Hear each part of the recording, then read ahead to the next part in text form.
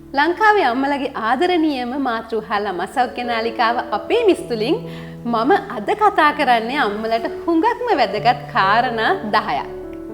මොනවද මේ කාරණා 10? ඒ තමයි බබාට බඩකිනි වඩන ක්‍රම ඔන්න මන් 10ක් කියලා දෙනවා. මේ 10න් අඩුම තරමේ භාගයක් හරි පාවිච්චි කරලා බලන්න පුංචි බබාට මේ කෑම කවා ගන්න ප්‍රශ්නේ සම්පූර්ණයෙන් අයින් කරගන්න පුළුවන්. ඉතින් අපි බලමු මොනවද මේ කාරණා 10 කියලා. ඔන්න බඩකිනි වඩන කාරණා 10. අංක 1. පළවෙනි එක තමයි මේ පුංචට හැම වෙලාවෙම කන්න කෑම තියන්න එපා. මේ හැම ගෙදරකම සිද්ධ වෙන ලොකුම කාරණාව. මම සමහර වෙලාවට පුංචි පැටවුන්ගේ කෑම සම්බන්ධව උපදේශන සේවාවලදී ගෙවල් වලට ගිහිල්ලා පවා බලන අවස්ථා තියෙනවා ප්‍රශ්නේ ගොඩක් උග්‍ර වුණාම. ඉතින් ඒ වෙලාවට ගෙදරට යනකොට මුලින්ම මම දකින්නේ හැම තැනම කෑම. ෆ්‍රිජ් එක පුරාම කෑම පුරවලා තියෙනවා. තව තැන් තැන් වල බිස්කට් වගේ දේවල්, චොකලට්ස් වගේ දේවල් හරියට හැම තැනම. ඉතින් ඔබ හිතනවද මේ පුංචි බබා අපිට හොරෙන් මේවා නොකා ඉඳී කියලා? සැරෙන් සැරේ පුංචි බණ්ඩිය පිරෙන්න කාලා ඉන්නේ. ඉතින් හොඳට කාලා ඉන්න පුංචි පැටියට අම්මා කියනවා බත් කටක් කන්නේ බත් ඇටයක් කටේ තිබ්බේ නෑ කියලා. ඉතින් ඔන්න ඕක තමයි ප්‍රධානම කාරණාව අපේ ලංකාවේ ගෙවල් වල තියෙන ලොකුම ප්‍රශ්නය. බබාලා කෑම කන්නේ නැත්තේ බබාලා සැරෙන් සැරේ කෑම කනවා. විශේෂයෙන්ම මේ කන්නේ පැණි රස සහ අර මොලේ තෘප්තිමත් වෙන ආහාර කියලා කියන්නේ සමහර වෙලාවට අපි චොකලට් පෙත්තක් කෑවත් අපේ මොලේ තෘප්තිමත් වෙනවා. අපිට බඩගිනි නැති වෙනවා ටක් ගාලා. මොකද මොලේට අවශ්‍ය ග්ලූකෝස් ටික සපයපු ගමන් මොලේ කියනවා දැන් නම් බඩගින්නක් නෑ වගේ කියලා. ඉතින් අන්න ඒ වගේ මොලේ තෘප්තිමත් වෙන ආහාර ටිකක් තමයි පැංචට ඔයගොල්ලෝ මේ තැන් තැන් වල තියලා තියෙන්නේ. ඒක නිසා අංක 1 තමයි හැම වෙලෙම කන්න කෑම අහුවෙන්න තියන්න එපා. ඔන්න දෙවෙනි කාරණාව. පුංචි පැටියෙකුට කෑම දෙද්දී අතරමැද කෑම. ඒ කියන්නේ ප්‍රධාන ආහාර වේල් අතරතුරට අපි දෙනවනේ සමහර කෑම ಜಾති බබාලට. ඒවා කිසිම වෙලාවක කාබෝහයිඩ්‍රේට්, සීනි අඩංගු ආහාරයක් නොවිය යුතුයි. ඒ කියන්නේ විශේෂයෙන්ම බිස්කට් වර්ග කිසිසේත්ම දෙන්න එපා. ඒ වෙලාවට පළතුරු එහෙම නැත්නම් කාබෝහයිඩ්‍රේට් අඩුම, සීනි අඩුම ආහාරයක් අතරමැදට දෙන්න. ඔන්න දෙවෙනි කාරණාව. දැන් ඊළඟට තුන්වෙනි කාරණාව. තුන්වෙනි කාරණාව ඔයගොල්ලෝ කරන්න ඕන දෙයක්. ඒ තමයි පුංචි පැටියා කෑම කන්න පොඩ්ඩකට කලින් සාමාන්‍යයෙන් විනාඩි 5කට 10කට කලින් පුළුවන් නම් සිට්‍රස් දෙයක්. ඒ කියන්නේ ඇඹුල් කෑම කියලා අපි කියන්නේ ඔය නාරං, දෙහි, දොඩම් ඔය සේරම එන්නේ ඇඹුල් ගණේට. ඒ වගේ ඇඹුල් රස පානයක්. හැබැයි සීනි අඩුවෙන් දාලා පොඩි ප්‍රමාණයක් දෙන්න. එහෙම නැත්තම් නාරංගෙඩියක් හපලා කන බබෙක් නම් කිසිම දෙයක් නොදා ඒ සිට්‍රස් අඩංගු මොනවා හරි දෙහි නාරං මොනවා හරි දෙයක් දොඩම් ගෙඩියක් වගේ එකක් පොඩ්ඩක් කන්න දෙන්න ඇඹුල දෙයක් කෑමට පෙර. ඒක තමයි 3. ඊළඟට බඩකිනි වඩන ක්‍රමවල ඔන්න 4. ඒ තමයි දැනුවත් කරන්න. දැනුවත් කරන්නේ මොනවද පුංචන්ව? සමහර වෙලාවට අවුරුදු 3ක 4ක වගේ කාලේ වෙනකොට මේගොල්ලෝ කෑම ගැන සමහර විට දැනුවත් කරොත් කන අවස්ථා තියෙනවා. ඔයාගේ ලස්සන වෙයි S2, ඔයාගේ කොණ්ඩේ දිගට වැවෙයි, ඔයාගේ හම හරි ලස්සන වෙයි, ඔයා උසයයි. ඔය වගේ දැනුවත් කරන්න. ඇත්තම දැනුවත් කරන්න. ඇත්තම දේවල් කියන්න. මෙන්න මේ පෝෂණය ගත්තම් පුස්තේ උස යනවා. කිරි බිව්වහම ඔයා ලස්සනට උසයයි. උස ගියාම තමයි ලස්සන වෙන්නේ. ලස්සන ඇඳුම් අඳින්න පුළුවන්. ඉතින් මේ විදිහට බබාව දැනුවත් කරන්න. මේ දැනුවත් කිරීමේදී අපිට බැහැනි පුංචි පැටවුම දැනුවත් කරන්න මේ පුතේ කාබෝහයිඩ්‍රේට් මේ ප්‍රෝටීන් එහෙම කියලා. ඒක නිසා ඒගොල්ලන්ව දැනුවත් කරන්න ක්‍රම තියෙනවා. ඒ තමයි සින්දු, කවි, කතන්දර. මේ පුංචි ආසම දේවල්. සින්දු, කවි, කතන්දර සෙල්ලම් කරන ඒවා. ඒවා ආශ්‍රයෙන් කෑම ගැන දැනුම දෙන්න. සමහර වෙලාවට ලස්සන පින්තූර පෙන්වන්න. කන්න කලිනුත් මේ ලස්සන පින්තූර, කෑමවල පින්තූර, ඒ වගේම කෑම ගැන කතා ගොඩක් තියෙනවා. කෑම ගැන කතා ඔය සමහර වෙලාවට අපි ඉස්සර පොඩි කාලේ අහන්නේ නරියයි හාවයි ලබු කිරිබත් උයපු හැටි. ලබු කිරිබත් හරිම රසයි. කතාව කියද්දි පුළුවන් තරම් ටච් කරන්න කෑමවල රසයන් ගැන කියන්න. ඒක හරි හොඳ ක්‍රමයක්. ඊළඟට කවි කියන්න කෑම ගැන බබාට ඉමේජින් වෙන්න. මේ බබාගේ මනසේ ඉමේජින් එකක් හදලා යාට කෙල ගිලෙන තත්වයට පත් කළා තමයි අපි බඩගිනි ඇති කරන්න ඕනේ. ඉතින් ඒ විදිහට දැන් අපේ බබාට කෑම පොතේ තියෙන ওই පින්තූර පෙන්වන්න ඕනේ. මම අන්තිමට පෙන්වන්නම් ඒ තියෙන පින්තූර ටික. ඒ පින්තූර මේ පොත තියෙන කෙනෙකුට නම් ඒ පින්තූර බලා ගන්න පුළුවන්. මගේ මේ පොතේ තියෙනවනේ පින්තූර මෙන්න මේ වගේ ඒවා. මේ බලන්න. මේ වගේ පින්තූර පෙන්වන්න අපි මේ පොතටත් ඇතුල් කරලා තියෙන උදාහරණ විදියට ඒකයි පුංචන්ට පෙන්වන්න මේ වගේ ලස්සන පින්තූර. ඔන්න 4 වෙනි එක ඒක තමයි. කවි, ගී, කතා කියන්න, ලස්සන දේවල් කියන්න, කෑම ගැන. දැනුවත් කරන්න ඒ වගේම කෑමවල ගුණයන් ගැන. ඒක තමයි අංක 4 බඩගිනි වඩන ක්‍රම 10. ඊළඟට පස්වෙනි එක. පස්වෙනි එක තමයි අනුකරණය. පුංචි බබාලා කියන්නේ හැම වෙලාවෙම ලොකු අය කරන දේ අනුකරණය කරන අය. ඉතින් මේක නම් වැදගත්ම කාරණාවක්. අංක 5 හොඳට මතක තියාගන්න. අපි ගොඩක් වෙලාවට කරන්නේ පැංචට කෑම කවලා පැංචව කොහෙන් හරි තියා තියෙනවා. ඒක වෙන වැඩක් කරගන්නවා. අපි බබාට කවලා අස් කරලා ඊට පස්සේ තමයි අපි කන්න පටන් ගන්නේ. ඒක කිසිසේත්ම කරන්න එපා. මොකද බබාලා අනුකරණය කරන්න හරි කැමතියි. වැඩක් කරගන්න එපා බබාට කෑම කවන එක. ඒක ගෙදර එදිනෙදා එයත් එක්ක ජීවත් වීම කරගන්න. ඒක නිසා අපි අනුකරණය කරන්න. අපි කෑම කන වෙලාවට බබාට කන්න දෙන්න. අපි හොඳට හපලා කන්න. ඊළඟට අපි කෑම රස කරන්න. කන ගමන් හැමතිස්සෙම කන්නෙම නැති බබෙක් කියමුකෝ. බබාට බලන් ඉන්න අපි කන්න. අම්මෝ අද තියෙන රස අද කෑම එකේ පරිප්පු එක පුදුම රහක් නේ තියෙන්නේ කියලා ලොකු අය කතා කරන්න. එකිනෙකා ගෙදර අනිත් අය ඉන්න. දැන් තනියෙන් හරි කමන්නේ අම්මා තනියෙන් නම් බබත් එක්ක ඉන්නේ. පුදුම රසයි කෑම එක කියලා බබාට කියන්න එපා. ඔයා තනියෙන් කියවන්න.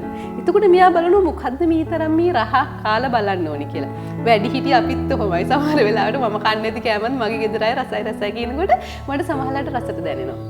ඉතින් පුංචෝ ඊට වඩා සංවේදීන. ඒක නිසා පුංචන්ට ඒ අනුකරණය පුළුවන් තරම් පුරුදු කරන්න. අනුකරණය තුලින් හුඟා දේවල් කරන්න පුළුවන්. ඊළඟට අනිත් එක තමයි අංක 6 මේ බබාලගේ දිවකට පිරිසිදු කරන එක. මම මේක අංක 6ට දැම්මේ. මේක හරි වැදගත් කාරණාවක් මට අහුවෙච්ච මේ උපදේශන සේවාවලදී. චූටි පැටියෙකුගේ ගොඩක් වෙලාවට මේ දිවේ සමහරට කිරි බොන බබෙක් නම් කිරි මැලියම් බැඳිලා සුද්ධ කරන්න නැතුව තිබුණොත් එයාලට රස දැනෙන එක අඩු වෙනවා. ඉතින් ඒක නිසාවෙන් පුළුවන් තරම් බබාගේ දත් ටික දිව කට පිරිසිදු කරන්න. සමහර වෙලාවට කෑමක් ගන්න කලින් උනත් රෙද්දක් තෙමලා ඇඟිල්ලක් දාලා පොඩ්ඩක් කට පිරිසිදු කරන්න පුළුවන් නම් ගොඩක් හොඳයි. ඒ වෙලාවට බබාට ටිකක් වැඩිපුර අර රස අංකුර උත්තේජනීය වෙලා රස දැනෙන්න ගන්නවා. ඒකට තමයි අර මම මුලින්ම කිව්වේ සිට්‍රස් පොඩ්ඩක් දෙන්න කියලා. ඒකත් ගොඩක් බඩගිනි වඩන ක්‍රම අතරට ඔය කට පිරිසිදු කරන්නත් ඒක හේතුවක් වෙනවා සහ බඩගිනි වඩනවා සිට්‍රස් වලට. ඊළඟට අංක 7. අංක 7 තමයි පුංචි පැටියට හොඳට මල පහ වෙනවද කියලා බලන්න. ඒ කියන්නේ බබා මල බද්දයෙන් පෙළෙනවා නම් හුඟක් වෙලාවට බබාලා මේ කෑම කන්න නැතුව ඉන්නවා. ඒක නිසා බඩගිනි වඩන ක්‍රමවල අංක 7 තමයි අපි දාලා තියෙන්නේ. බබාට මල බද්දේ තියෙනවා නම් හොයාගන්න. යම් තාක් දුරකට හරි ගොඩාක් තියෙනවා නම් අපි වෛද්‍යවරයෙකුට පෙන්නන්න ඕනේ. යම් තාක් දුරකට හරි මල බද්දේ තියෙනවා නම් අම්මා කෙනෙක් දැනගන්න ඕනේ. ඒක පුළුවන් තරම් බබාගෙන් ඒ තත්ත්වය ඉවත් කරලා බබාට නිසි විදිහට හොඳට මල පහ යන තත්ත්වයට පත් කරන්න. ඊට පස්සේ තමයි බබාට ඔන්න බඩගිනි වඩන අනිත් ක්‍රම ගැන බලන්න පුළුවන්. ඉතින් බබාට මල බද්දේ තියෙනවද කියලා අඳුන ගන්න. ඒ වගේම මොනවද මේකට කරන්න ඕනි කියලා අපේ ඔන්න තව වීඩියෝවක් තියෙනවා බලන්න පුළුවන්. ඒ වගේම බබාට කැම පොතේ 141 වෙනි පිටුවේ මෙන්න මේ පිටුවේ තියෙනවා මල බද්දය ඇතිවීම සම්බන්ධයෙන් සියලුම විස්තරේ පුංචි පැටියෙකුට මල බද්දය ඇතුණාම මොනවද කරන්නේ සහ වළක්ව ගන්නේ කොහොමද කියලා සහ අපේ දැන් YouTube channel එකේ තව වීඩියෝවක් තියෙනවා බබාට මල බද්දය ඇතුණාම කොහොමද ඒක වළක්ව ගන්නේ සහ හඳුනගන්නේ. මුල්ම දේ තමයි හඳුනගන්න එක. මොකද මල බද්දේ තියෙන බබෙකුගේ අනිත් දේවල් කරා කියලා හරියන එකක් නැහැ. ඒක වළක්වලා තමයි ඉතුරු බඩගිනි වඩන ක්‍රම ටික කරන්න ඕනේ. ඕක තමයි ඔන්න 7 වෙනි ක්‍රමේ බබාට බඩගිනි වඩන ක්‍රම. ඊළඟට 8 වෙනි එක. 8 වෙනි එක නම් අපේ අම්මලා කරන දෙයක්. ඒ තමයි බබාට මේ ලස්සනට කෑම හදලා දෙන එක. ලස්සනට පාටට ඒ වගේම බබා කෑම ගන්න තැන. දැන් අපි ඉස්සර කාලේ නම් පුංචි බබාලව හැම තැනම ඇවිද්ද කොහොම හරි කෑම ටික ගිල්ලෝ ගන්නනි බලන්නේ. දැන් අපි කියනවා මේ කෑම ටික බඩට ගිල්ලන එක නෙමෙයි ප්‍රධානම දේ. මනස වඩන්න නම් බබාට හරියට කෑම දෙන තැන බලපානවා. කෑම කන විදිහ, එයා කෑම දිහා බලන විදිහ, කෑම අඳුර ගන්න විදිහ හැමදේම බලපානවා. ඒක නිසා අපි කියන්නේ බබාට ලස්සනට ඇරේන්ජ් කරපු තැනක් තියෙන්න ඕනේ කෑම කන තැන. නැත්තම් අවුරුද්දකට වැඩි බබෙක් නම් වැඩි හිටියෝ කෑම කන මේසෙ. එතන එයාට වෙනම තැනක් එයාව උස නැත්තම් පුටු වලට එයාට ලස්සන පුටුවක් තියලා දෙන්න පුළුවන්. හැබැයි හොඳම ක්‍රමය මම පෞද්ගලිකව දන්න හොඳම ක්‍රමය තමයි අවුරුදු 20ක් මම මේ බබාලගේ කෑම සම්බන්ධ ශාස්ත්‍රයේ ඉන්න කෙනෙක් විදියට මම කියන්නේ චූටි පැටියට වෙනම තැන් දාන්න එපා. වෙනම පිඟාන දෙන්න එපා. ගෙදර පිඟානේ දෙන්න. අපි කන පිඟානක් විදිහටම පිඟාන දෙන්න. ඒ වගේම අපි කන කෑම මේසෙම දෙන්න ඇරේන්ජ් කරලා. හැබැයි එකම දේ ලස්සනට තියෙන්න ඕනේ. චූටි බබල් හරි ආසයි ලස්සන තැන තමයි ගෙදර බබා හොඳට බලලා ඉන්නේ. එහෙම නැත්තම් විසෙයි කරන්න පුළුවන් බඩු තියෙන තැන. ඔය දෙකනි බබා තෝරගන්නේ. ඉතින් ඒක නිසා බබාගේ කෑම මේසෙ හරි ලස්සනට ඇරේන්ජ් කරලා දෙන්න. ඒ වගේම කෑම එක පිඟානේ කොහොම හරි දෙන්න එපා. ලස්සනට ඇරේන්ජ් කරන්න පාට එයාගේ ඇස් දෙකට ලස්සනට පේන්න. ඔන්න ඊළඟ එක තමයි බඩගිනි වඩන ක්‍රමවල ලස්සනට කෑම කන තැන ලස්සනට කෑම පිඟාන කියන එක. කෝප්පි පිඟාන උනත් ලස්සන වෙන්න ඕනේ. හැබැයි චූටිම කාලේ අර විශේෂ කෝප්පි පිඟාන ගත්තට චුට්ටක් ලොකු වෙද්දි මාස 9ක් 10ක් වෙද්දි ගෙදර අය කන කෑම තමයි අලුත්ම දැන් ක්‍රමවේදය අනුව බබාලට දෙන්න කියලා කියන්නේ. ඒක නිසා ඒ කෑම පිඟාන ඒ මේසි භාවිතා කරන්න.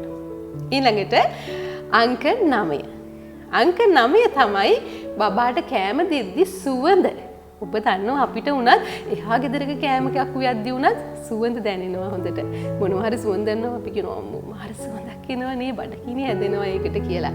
බබාලත් එහෙම තමයි. යාව කෑම එකට එයා කුස්සියට ආවේ නැතත් එයා කොහේ හරි ඉන්න වෙලාවට එයාට සුවඳ දැනෙන්න මොකක් හරි කරන්න. උපක්‍රමයක් කරන්න සුවඳ කෑම එන්නේ නැත්තම් අද උයන කෑම ඇත්තටම සුවඳ නැති කෑමක් නම් බබා කැමති සුවඳවල් තියෙනවානේ. අපි අඳුරගෙන ඉන්නේ අපේ බබාව.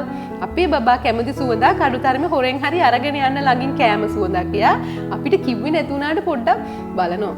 මොකද්ද කියලා. එයාගේ ඔළුවට දෙන්න සැරින් සැරේ දැන් මේ කෑම කන වෙලාවේ සුවඳත් එක්ක එයාගේ මොලේ ස්නායු වැඩ කරනවා. කෑම කියන එකේ ස්නායු ගෙනියනවා එයාගේ මොලේට. ඒක නිසා සුවඳ කියන එක අපි හිතුවේ නැතුණාට හරි වැදගත් බබාලගේ කෑම සම්බන්ධයෙන්. විශේෂයෙන් ස්වාභාවික රසකාරක අපේ රටේ ඕන තරම් තියෙනවා. අපේ බබාට කෑම පොතේ ගොඩාක් තියෙනවා ස්වාභාවික රසකාරක.